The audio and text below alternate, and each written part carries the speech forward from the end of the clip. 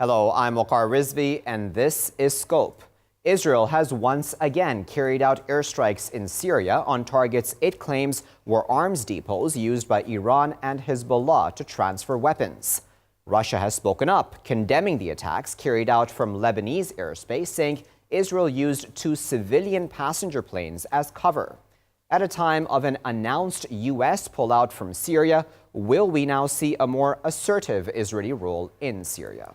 To discuss that and a lot more, we're joined now by Mr. Dmitry Babich, who is a journalist. He's joining us live from Moscow. We're also joined by Professor Jamal Wakim, who is joining us live from Beirut, and he's a professor of history and international relations at the Lebanese University. And we're also joined by Michael Arnold, who is a deputy researcher at TRT World Research Center, and he's joining us live from Istanbul. Gentlemen, thank you all for joining us. Jamal, I'd like to start with you, if I may. What do you make of this Israeli strike, specifically, of course, the fact that the Israelis used Lebanese airspace to carry out the strike in Syria? Well, this is not the first time that the Israelis used Lebanese airspace to direct aggression against Syrian targets or against Lebanese targets. So I believe that it comes at a time when the American troops are withdrawing from eastern Syria, and at the same time, the United States and its ally Israel want to pressure Syria to withdraw Iranian experts and Lebanese resistance fighters from Syria. That's why we see these recurrent aggressions from the side of Israeli warplane. So I believe that it's also part of a probable escalation, especially in southern Syria and in Lebanon, from the side of Israel. And we need to wait and see the reaction of the Syrian government and, of course, of the Lebanese. There were news of retaliation directed by the Syrian army when it launched a missile against Israeli objectives, but there were no reports about the damages inflicted there. But I believe that we are still far from settling the Syrian crisis on peaceful terms. I believe that we need to wait for another 1 or 2 years. Jamal, you know, the accusation by Israel is that the Iranians are passing on weapons to Hezbollah in Syria. How has Hezbollah reacted to this accusation? And there's also been another, development in that Israel is saying possibly that Hezbollah commanders were injured in this attack. Have the Lebanese Hezbollah responded to this? Well, first, regarding the let's say, Hezbollah high commanders, there are no news or no confirmation from the side of Hezbollah regarding that. But regarding the fact that Iran is passing missiles and weapons to Hezbollah, this is no secret, and this has been the case for the past 4 decades through Syria. And Syria also was always passing weapons to Hezbollah to support it, to resist and react to Israeli aggressions, because we need to admit the fact that it was Israeli aggression against Lebanon and Syria for the past 7 decades that led to the rise of various resistance groups, including Hezbollah, starting from 1982, while Israeli massacres that were directed against the Lebanese civilian population date back to the early 1950s. So this is no secret, and Hezbollah admits that it receives weapons from Iran. I believe that the real objective of Israel now is to force, and the United States, is to force Iran and Hezbollah to withdraw their troops from Syria, and at the same time, the American geopolitical directives are not to allow any influence for Iran in the region west of the Euphrates, and to limit the influence of Iran in Iraq or to parts of Iraq. Right, so, Jamal. I just wanted to, Jamal, real, if you allow me, I wanted to bring guests from Moscow. Dimitri, you've been listening there to the point of view from Lebanon. Dimitri, we know that Russia, of course, has condemned these Israeli airstrikes, calling them provocative. A lot of Israeli media saying that this is language that possibly Russia has not used in the past when it comes to Israeli airstrikes, specifically, of course, in Syria and otherwise. What has changed, if anything, in the calculus of Russia towards this issue? Well, Russia has been trying to maintain working relations with Israel in the last, I would say, in the last 28 years since relations between Moscow and Tel Aviv were reestablished under Gorbachev in 1990. So we do it not because we have a particular love for Israel, but because it may be very dangerous if a nuclear power, and Israel is a nuclear power, has the same kind of relations that Israel and the Soviet Union had in 1967 or in 1982 when Israel invaded Lebanon. However, Russia's patience is being tried by Israel in a very rude way. Let me remind you that on the 17th of September, the Israeli fighters made a provocative move that led to the death of 17 Russian soldiers on board of a military plane in western Syria. Russia remembered this, protested, but we expressed hope that further Israeli provocative actions would stop. So this is the first big Israeli provocative action since September. And Russia is, of course, very unhappy about it. The Russian Ministry of Defense presented the information that the Israeli airstrike put at least 2 civilian aircraft in grave danger, because 2 big planes were just about to land in Damascus airport when the strikes actually took place. So Russia will protest, and Russia will, of course, review its relations with Israel after this very unfortunate incident. Okay. Let me bring in Dimitri, if I may, Michael. Michael, you've been listening to our guests there from Lebanon and Russia speaking about these strikes by Israel in Syria. What do you make of these strikes? Well, I mean, I think, as your other guests have been saying, it in some ways represents an escalation. On the other hand, it's part of an ongoing Israeli strategy in Syria where they've made, or at least attempted to make, tactical strikes on Iranian and Hezbollah targets.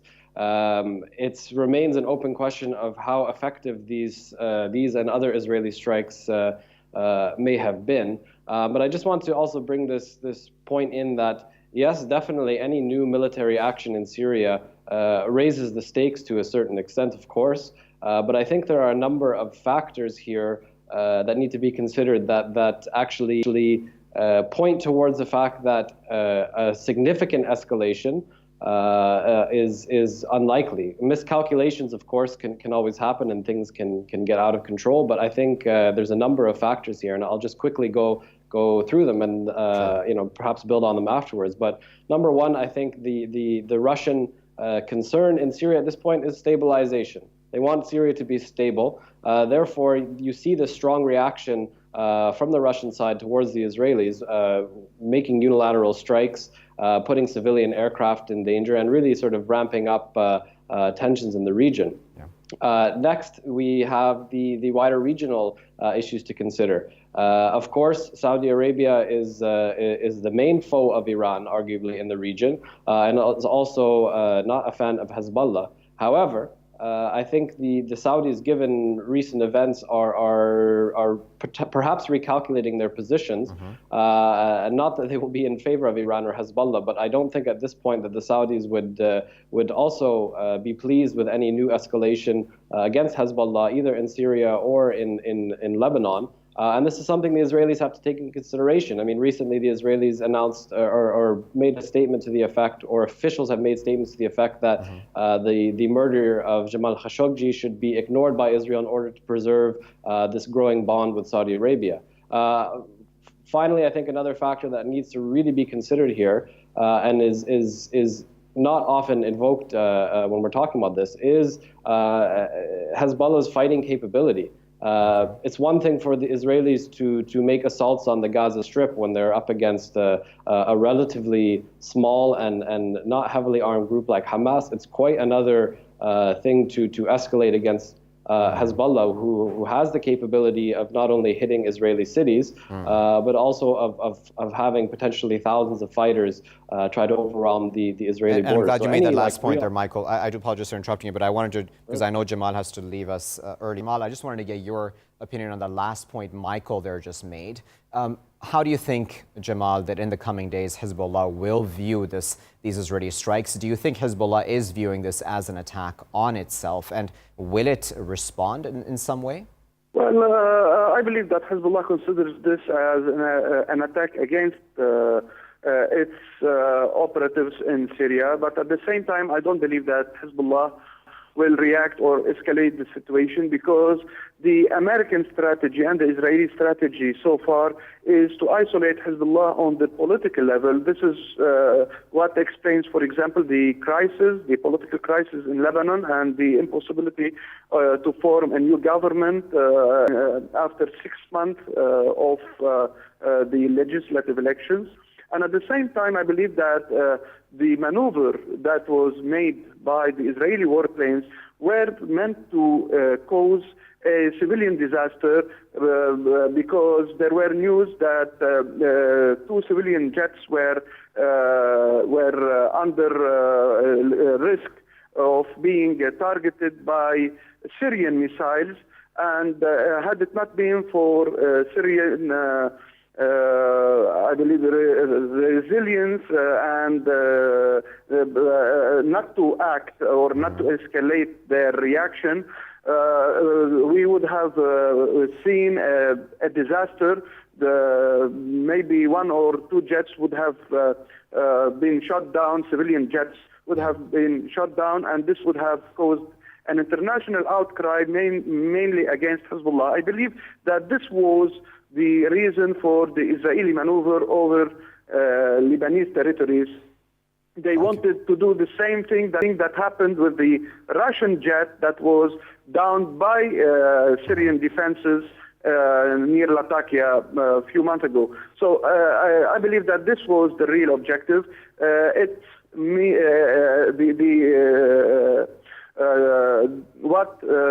Or the strategy, let's say, for the United States and Israel is to cause a political pressure based on a disaster that would have occurred. This is what I believe in. But we need to wait and see in the future the steps that would be taken by both sides.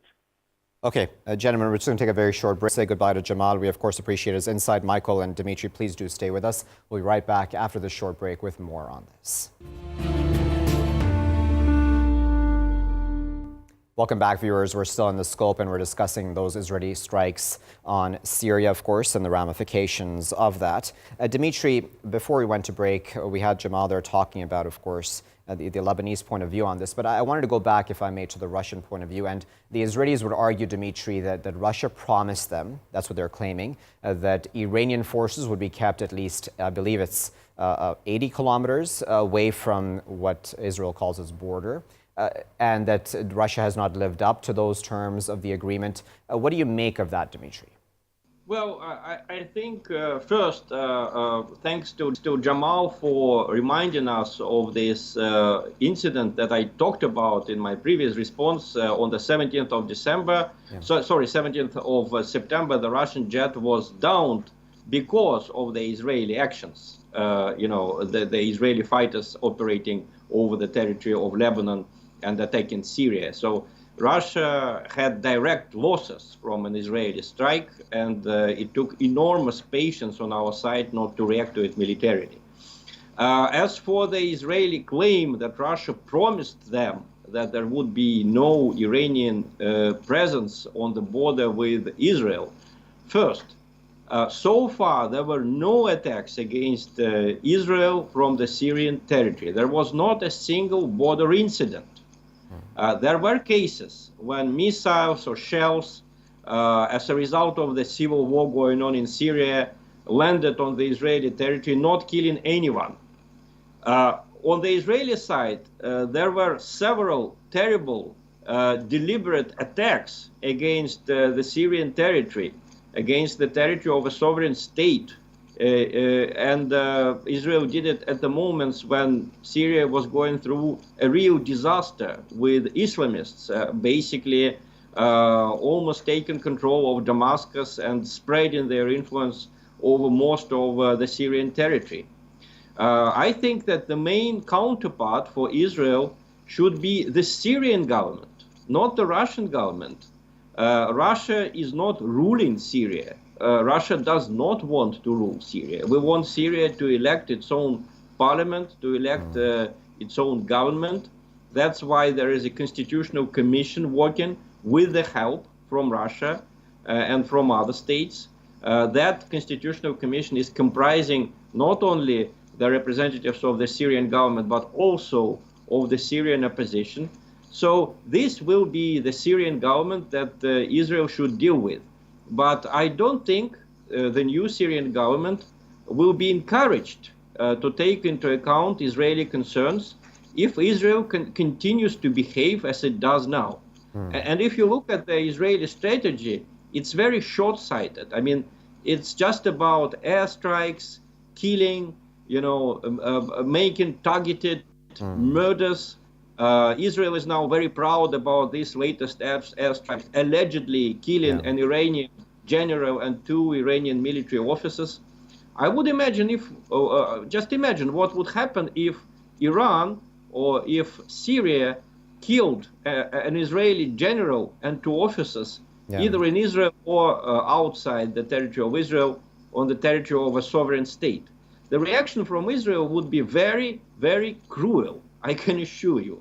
And Israel just expects Iran and Syria to swallow all of these strikes, all of these murders, all of these insults without reaction. I think it's not a wise strategy. That's a very good point you made there, Dimitri. I wanted to add another voice to this conversation. We're joined now by Professor Bassam Abu Abdullah, who is a professor of international relations at Damascus University. He's joining us live now from Damascus. Professor Bassam, thanks for joining us. Bassam, tell us, what do you make of the Israeli airstrikes on Syria itself and what the goals of that may have been? Do you think this is about Israel trying to contain Iran? Thank you very much for having me in your program again. This is not the first time when Israeli realized this kind of airstrikes under the same title or the same that to attack Iranian goals in Syria.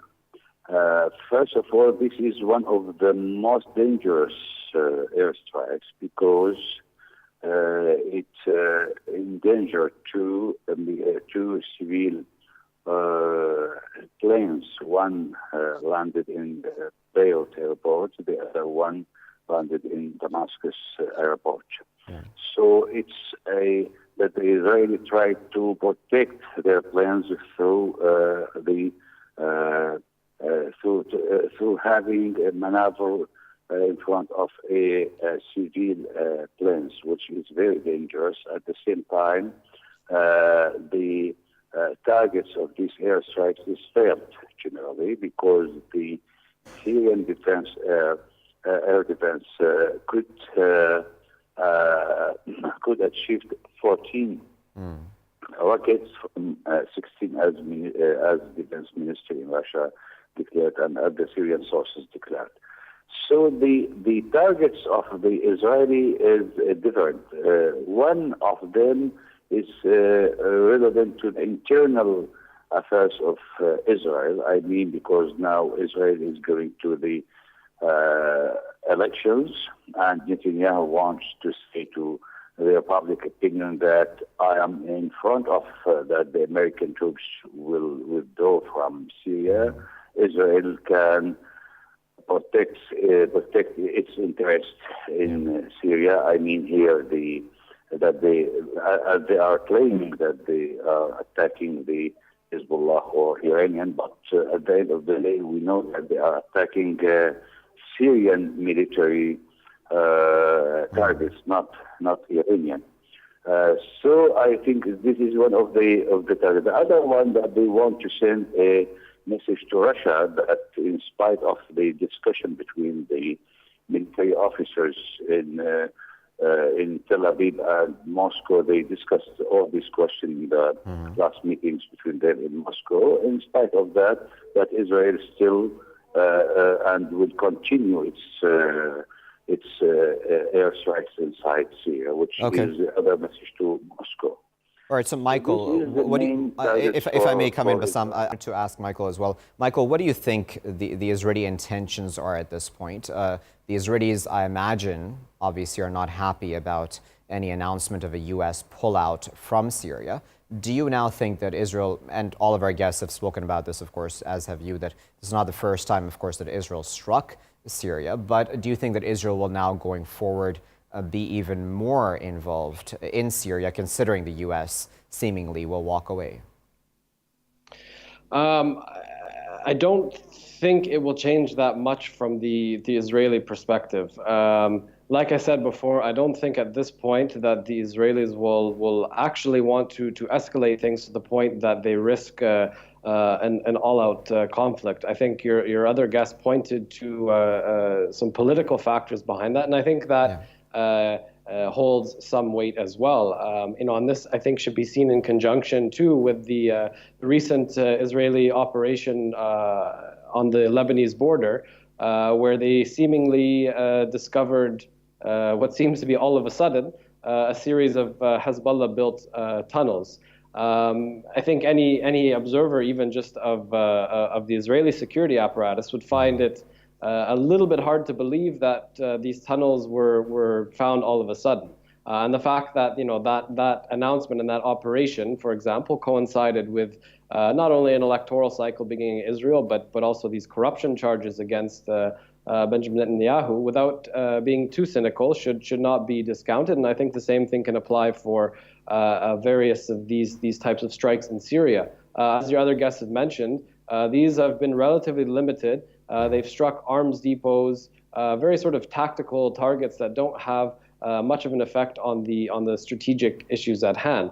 I also think that it's fair to say that at least the more sober voices within the Israeli military and Israeli security establishment, despite public rhetoric to the contrary, are aware of the fact that Hezbollah has no particular intention to initiate itself a conflict with Israel. For not because, of course, there's any love lost between them, but I mean, Hezbollah is not going to likely risk its own political position in the region at the moment by initiating something with Israel. And as your other guests have pointed to, there is a very clear effort going on to isolate Iran and its proxies politically. Therefore, any type of reaction that may be engendered from that side could risk being taken out of proportion. One last point on that, I think the American presence in Syria as a strategic buffer against Iranian influence is